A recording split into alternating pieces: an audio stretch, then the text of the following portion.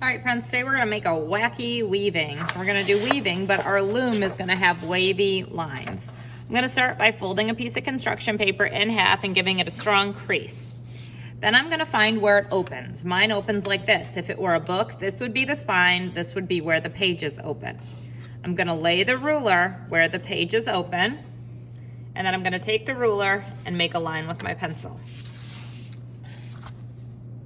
I'll do the rest of mine with a marker so you can see a little bit better. I'm gonna write my name on the line. And then I'm going to make lines that go from the spine of the book to the line I made. And like I said, I want them to be wavy. So my line has a little bit of movement to it. I don't want it to go up and down really hard. I want it to be just a little wavy. And I'll make 4 or 5 like this. Once you're at this point, I want you to raise your hand and show me before you cut. All right, so you're gonna check with me, and then you're gonna take a pair of scissors and you're gonna follow your line that has the wave on it. When I get to my initial line, that first line I make, I'm going to stop. This is like the stop sign on my paper. I don't cut past it. If I cut past there, I wouldn't have one piece of paper, I would have just little strips of paper. And I want this to be one piece of paper that's all connected. Now, cutting lines like this can be a little bit tricky, and my hands have a job. This hand is the cutting hand, and this hand is the helper hand. So my helper hand is moving the paper, and my cutting hand is opening and closing the scissors. So a big part of this job is my left hand moving the piece of paper. My other hand, my right hand, is just opening and closing the scissors. Now, if you are left-handed, your jobs will be reversed. Now I have what's called a loom. When I open it up, it's one piece of paper that's connected, but it has slits in it. Now I'm going to start weaving. Weaving is all about pattern. The pattern of weaving is over, under, over, under. So I'm gonna go over my first slit, under my next. Over this, under. Push to the side. And you do opposite. So this one I started over, so my next one I'm gonna start under, over. And I need to use this hand again as a helper hand to pull the piece of paper up so my right hand can push it through. Now this one started under, my next one starts over. Now if you do this correctly, it looks like kind of a wavy checkerboard. I'm gonna do my next one wrong so you can see how you're not supposed to do it.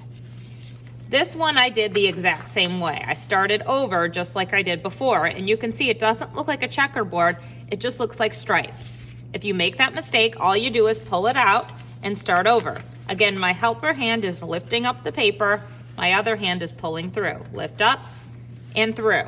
Another mistake people make sometimes is they'll start the right way, I'm starting over, I should, and they accidentally skip one and wind up with something like that.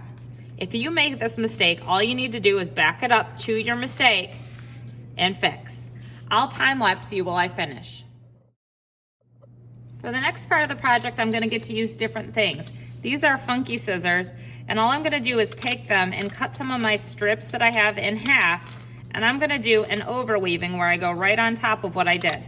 These scissors can be a little tricky to open and close. You just need to open them pretty far and really feed it in deep. I don't want to do like this where I'm doing little slips or slits. I want it to do like a nice big cut like that.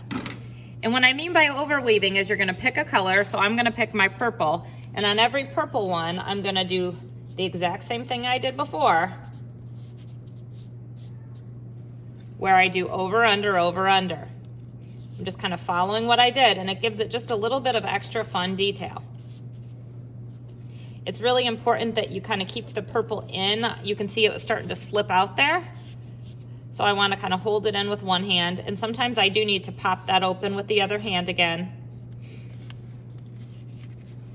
And it can be tricky, but it just takes patience, and you need to be gentle with your weaving. If you tug or pull hard, you're gonna wind up with things falling out, and you definitely don't want your hard work to fall out. And I need one more, and then it's gonna be time for me to glue. If I wanted to use another funky scissor, I could and do it on top of my greens.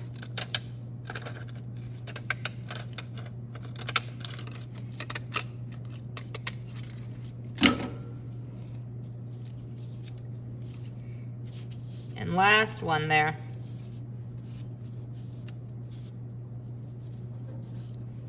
Another fun material I can use is a hole puncher.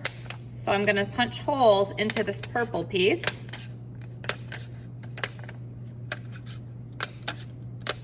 And then what I'm gonna do is I'm gonna take it and go right on top of my green. And it's gonna turn my green pieces, and this is tricky to get through, so you really do have to be gentle and careful. It's gonna make them not be green anymore. They're gonna be purple with green polka dots, because that is the negative space around my hole. So maybe I'll do that on all of those.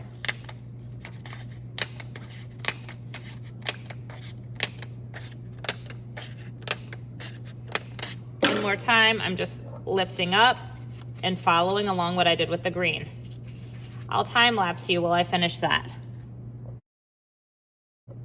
All right, my last step is gluing. So to glue, what I do is I lift up whatever funky strip I have along the top, lift, stick, then I lift up my regular strip and glue it.